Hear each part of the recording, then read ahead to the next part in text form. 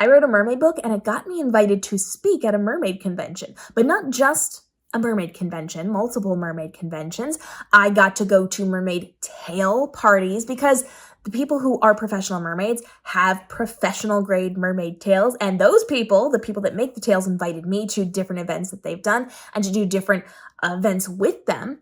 And I've had the ability to meet other mermaid people, so professional mermaids and the Disney animator who created The Little Mermaid and several other of the things that defined our childhood.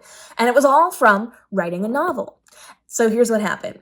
I wrote my Siren Wars saga and I put it out into the world. I was doing marketing and they found me. I did not know they existed. If I knew they existed, my world would probably be a little bit different right now. But I didn't know until after I was well established as an author, my books were coming out, and I wrote a mermaid novel. They found me and they brought me into their world on social media.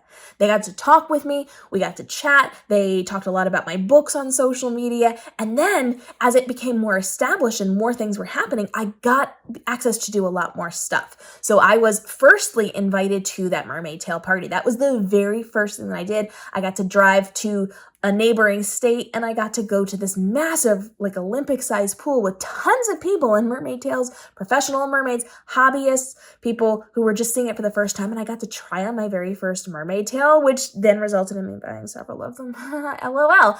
I own several mermaid tails now. It's really fun. If you ever get the chance to try it, I cannot recommend it enough. So fun, so elite, such a good experience. And then from there, I got to go meet some of these other mermaids in person during different types of events. So when they created their convention, I was one of the people that they brought in as someone who got to speak on panels, who got to do a booth with all of my books and answer questions. And then I was brought back to do more trainings on marketing and on mermaid stuff and all sorts of really fun things. And it all goes back to me creating a mermaid book.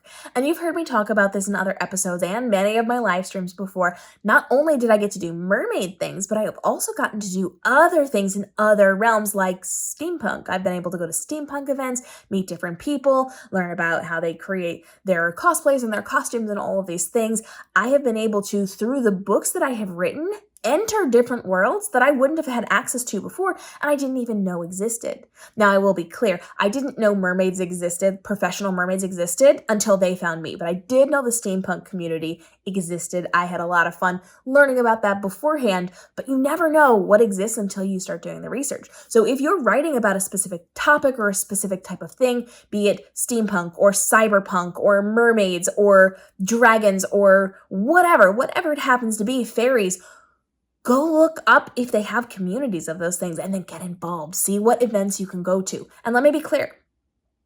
You have the option as an author to get involved in bookish communities or to get involved in communities connected to your books when you're planning your book signings and your events. You can absolutely do both. I do both of these things.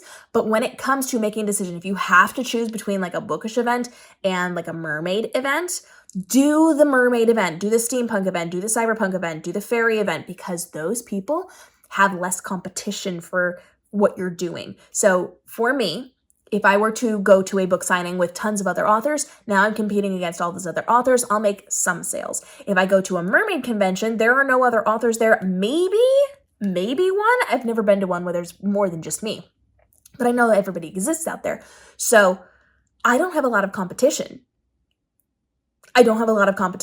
Let me bring you back to my New York Comic-Con adventure. I was sent by my publisher to New York Comic-Con.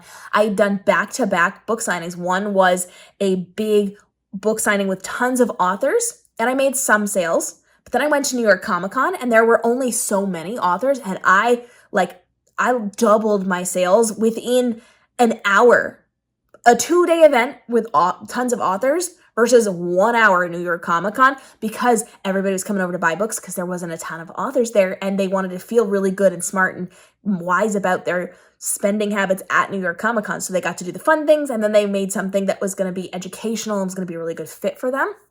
So I sold a lot more books there. So you have the ability now to do, yes, author community events. You can do book signings with lots of other authors, but you also have the opportunity now to get to an audience that is not going to have as much competition for you to sell those books and to make an impact and to really make some cool friends at these events too. So my mermaid book got me into mermaid conventions. It's gotten me into a lot of places.